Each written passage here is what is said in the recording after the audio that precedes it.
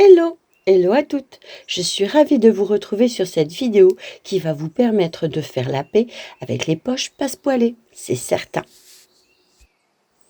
Commençons par visualiser les marquages à effectuer. Soit le rectangle de base tracé sur l'endroit de la pièce d'eau que nous avons entoilé sur l'envers de l'ouvrage. Tracez maintenant une ligne traversante passant par le milieu de la hauteur du rectangle et débordant de 1,5 cm de part et d'autre. Vous obtenez comme ceci. Posez endroit contre endroit la propreté en alignant son bord long sur la ligne traversante et ses extrémités sur les repères débordants.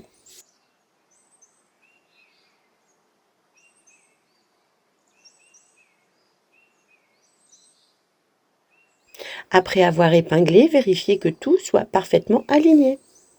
Avec précision, reportez sur l'envers de la propreté les extrémités du rectangle de base. Celles-ci seront le départ et l'arrêt de notre futur assemblage. Coudre maintenant à 1 cm du bord au point droit entre les deux tracés. Vous obtenez comme ceci. Posons maintenant le passepoil endroit contre endroit en alignant ses bords accrus sur les lignes tracées précédemment, sans se soucier du rectangle de base. Après avoir épinglé, vérifiez que tout soit parfaitement aligné. Toujours avec beaucoup de précision, reportez les extrémités de la couture précédente sur l'envers du passepoil.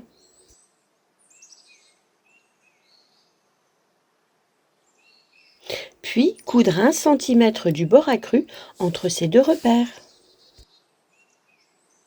Voici ce que vous obtenez.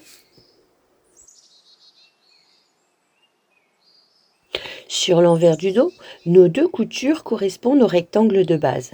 Retracez au feutre effaçable les hauteurs.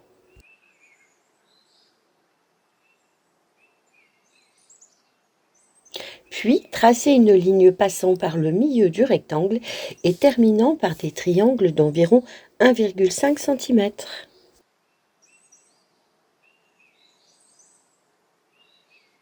Les extrémités des lignes obliques des triangles doivent absolument mourir dans les angles du rectangle de base.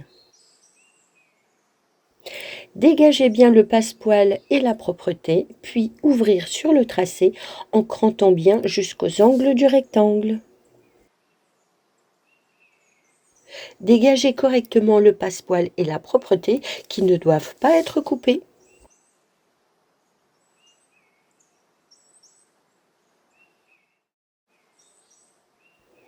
Et voilà!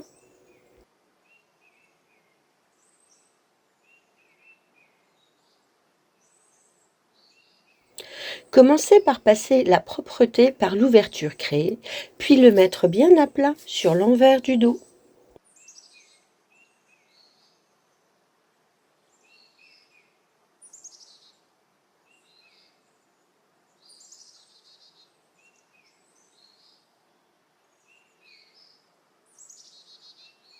Rabattre maintenant le passepoil vers le haut de manière à avoir l'endroit face à soi et rentrer les parties débordantes sur l'envers.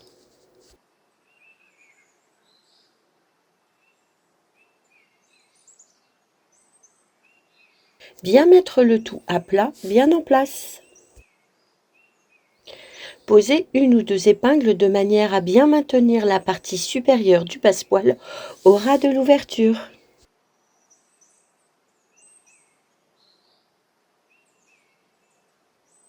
Vos angles doivent être parfaitement à 90 degrés et être bien à plat, sans plis.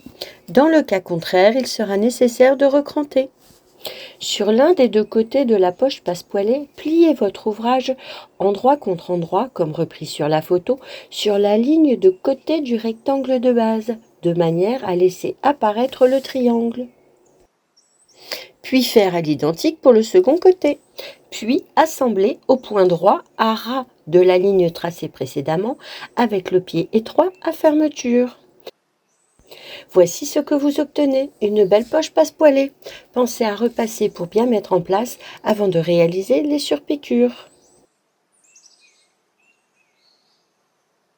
Terminez maintenant en réalisant une couture nervure à 2 mm sur toute la périphérie du rectangle au point droit allongé.